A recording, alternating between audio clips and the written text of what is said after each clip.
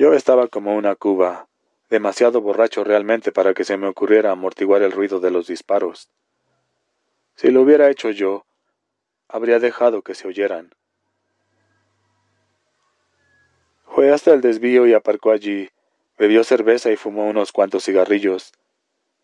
Vio que se apagaban las luces de abajo de la casita de Quentin. Se fijó en que se encendía una luz arriba, y 15 minutos después se fijó en que aquella luz se apagaba también. Dijo que pudo imaginarse el resto. Señor Dufresne, ¿fue entonces a la casa de Glen Quentin y les mató a los dos? Atronó entonces su abogado. No, no lo hice, respondió Andy.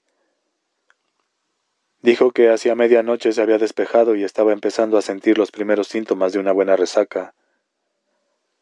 Decidió irse a casa a dormir y pensar en todo el asunto al día siguiente de forma más razonable y adulta. Entonces ya, mientras me dirigía a casa, empecé a pensar que tal vez la vía más sensata fuera sencillamente dejar que se fuera a Reno y obtuviera el divorcio. Gracias, señor Dufresne. Intervino entonces inesperadamente el fiscal.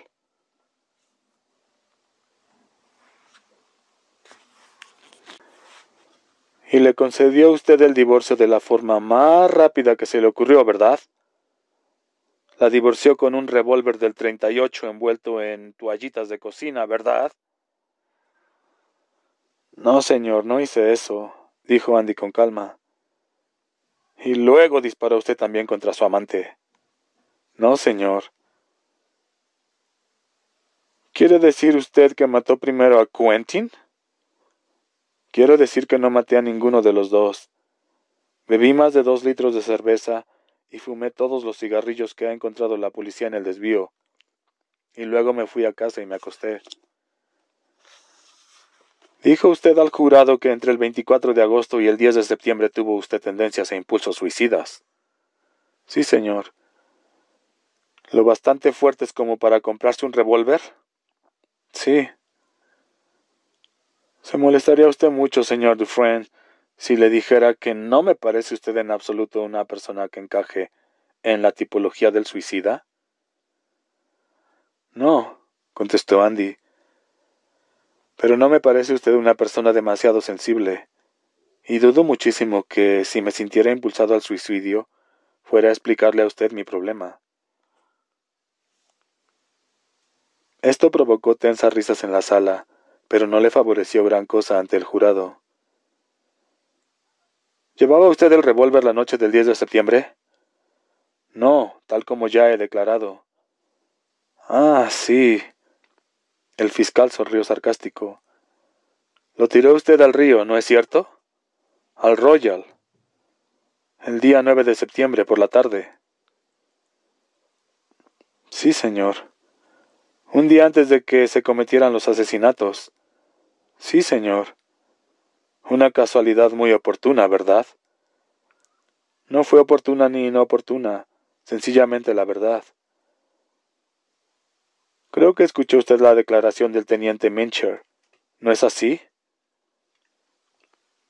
Mincher dirigía al grupo que había dragado el río cerca del puente desde el que Andy, según su testimonio, había tirado el revólver. La policía no había encontrado nada. Sí, señor, ya lo sabe usted. Entonces le oyó usted explicar a este tribunal que no encontraron ningún arma, aunque buscaron durante 3 días, lo cual resulta también una casualidad muy oportuna, ¿no es cierto? Casualidades aparte. Es un hecho que no encontraron el arma, respondió Andy con calma. Pero me gustaría indicarles a usted y al jurado que el puente está muy cerca del lugar en que el río desemboca en la bahía de Yarmouth. La corriente es muy fuerte allí. Tal vez haya arrastrado el arma más allá hasta la bahía. Con lo cual no podemos comparar el estriado de las balas halladas en los ensangrentados cadáveres de su esposa y el señor Glen Quentin con las de la cámara de su propia arma. ¿No es así, señor Dufresne? Sí. Lo cual es también bastante oportuno, ¿No es así? En este punto, según los periódicos, Andy mostró una de las pocas reacciones levemente emotivas que se permitió durante las 6 semanas que duró el juicio. Una leve sonrisa de amargura se dibujó en su rostro. Dado que soy inocente de este crimen, señor, y puesto que he dicho la verdad cuando dije que tiré el arma al río el día antes que se cometieran los crímenes, me parece absolutamente inoportuno que no haya aparecido. El fiscal estuvo acosando durante 2 días. Releyó el testimonio del vendedor del Handy Pick sobre las toallitas de cocina vendidas a Andy. Andy repitió que no recordaba haberlas comprado, pero admitió que tampoco podía recordar no haberlo hecho. ¿Era cierto que Andy y Linda Dufresne habían hecho una póliza conjunta de seguro de 1947? Si era cierto, ¿y no era verdad que, de ser absuelto, Andy podría cobrar $50,000? ¿Y no era cierto que había ido hasta la casa de Glenn Quentin con intenciones asesinas? ¿Y no era igualmente cierto que había cometido en realidad el doble asesinato? No, no era cierto entonces. No, no era cierto. Entonces, ¿qué era, según su opinión, lo que había sucedido, puesto que no había señales de que se hubiera cometido un robo? No tengo medio de saberlo, señor, dijo Andy con calma. El caso quedó listo para la deliberación del jurado a la 1 del mediodía. Era miércoles y nevaba. Los 12 miembros del jurado volvieron a la sala a las 3:30. El alguacil dijo que había tardado más por haber disfrutado de una comida ligera del restaurante Bentley's a cuenta del distrito. Le declararon culpable y, hermano, si en Maine hubiera existido la pena de muerte, Andy habría bailado el baile del cordel en el aire antes de que los azafranes de primavera asomaran sus cabecitas entre la nieve. El fiscal le había preguntado qué era lo que él creía que había ocurrido, y Andy eludió la pregunta. Pero tenía una idea y conseguí sacársela una noche, tarde ya, en 1955. Nos llevó esos 7 años pasar de saludarnos como simples conocidos a ser claramente muy amigos, aunque en realidad nunca me sentí de veras próximo a Andy hasta más o menos 1960. Y creo que fui el único que estuvo alguna vez realmente próximo a él. Como los dos estábamos condenados a cadena perpetua, estuvimos en el mismo pabellón desde el principio al fin, aunque yo estaba a media galería de él. ¿Y tú qué crees? Sonrió, pero no había rastro de humor en el tono. Yo creo que había muchísima mala suerte flotando en el ambiente aquella noche, más de la que podría volver a concentrarse nunca en tan poco espacio de tiempo. Creo que tuvo que ser algún desconocido, alguien que pasaba, quizás alguien que pinchó un neumático pasando por allí después de que yo me fuera a casa, o un ladrón tal vez, quizás un psicópata. Les mató y listo, y aquí estoy yo. Así de simple, y le condenaron a pasar en Shawshank el resto de su vida, o la parte más importante de su vida. 4 años después empezó a comparecer en las audiencias para la libertad condicional, que le denegaron una y otra vez, pese a que era un preso modelo. Conseguir un paso de salida en Shawshank cuando en tu ficha de ingreso figura estampada la palabra asesino es un trabajo lento, tan lento como la erosión de una roca. Forman el comité 7 personas, 2 más que en la mayoría de las prisiones estatales, y cada uno de esos 7 hombres tiene el culo tan duro como el agua que se saca de un manantial de aguas minerales. A esos tipos no se les puede comprar, no se les puede halagar, ni siquiera puede uno suplicarles. En lo que se refiere a ese comité, el dinero no les indica nada, y todos quietos, no sale nadie. Había también otros motivos en el caso de Andy, pero eso pertenece a otra parte de esta historia.